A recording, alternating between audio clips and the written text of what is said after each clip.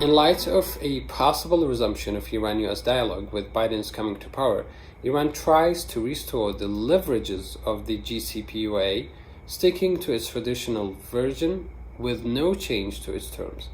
But surprisingly, Biden's administration has put its foot to the ground and urged Tehran to re-comply to the deal after several violations committed during the recent months, with hints to renegotiate a second version of the Joint Comprehensive Plan of Action. It seems like Tehran will again follow up the time-stalling technique with the new administration and putting more pressure by the proxy activities that target the US allies and partners. In addition, loud, powerful voices called for a comprehensive participation of the countries of the region, especially Saudi Arabia, as a main ally and partner to the United States, of course, to ensure Iran will modify its behavior in the region.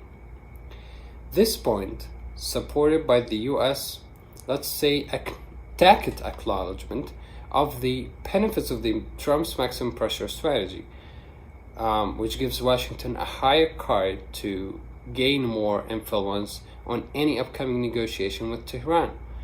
After all of these calculations, and as an expected scenario, we may expect a hint of tactical rapprochement between Tehran and Riyadh for at least agree on, let's call it, a regional stability for a stability initiative.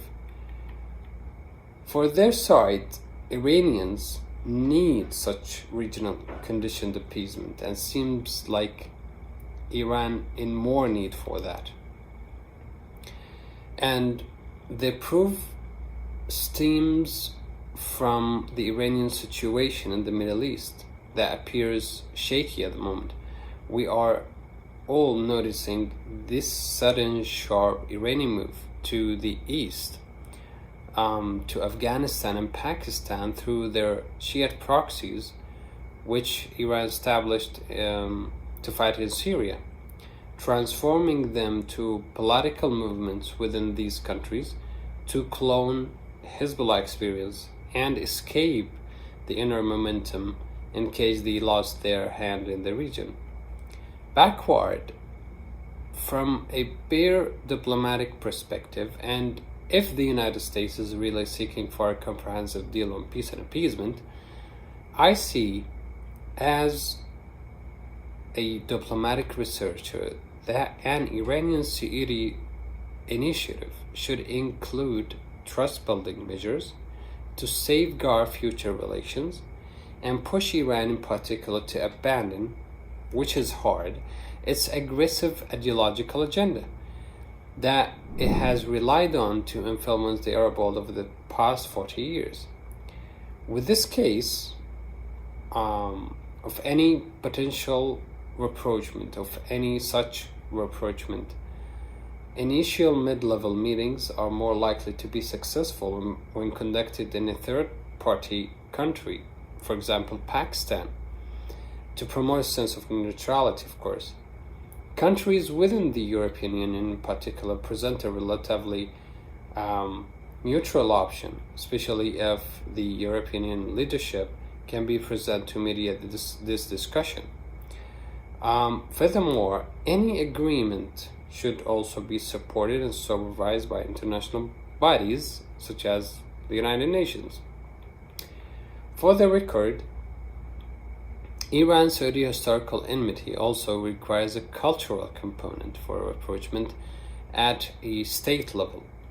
To this end, Saudi Arabia and Iran should establish bilateral meetings between senior officials, scholars, and public figures to encourage dialogue and enrich the bonds of such groups within the overlapping sector of society.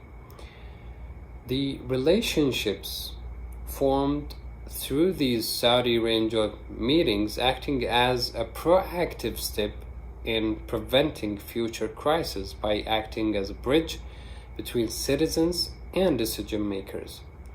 The society will relay public grievances and recommend informed solutions based on academic theories, international standards, and regional interests, overall promoting a healthier political dialogue. Otherwise, also in the end, and against all of these potentials, the status quo of enmity and escalation will continue.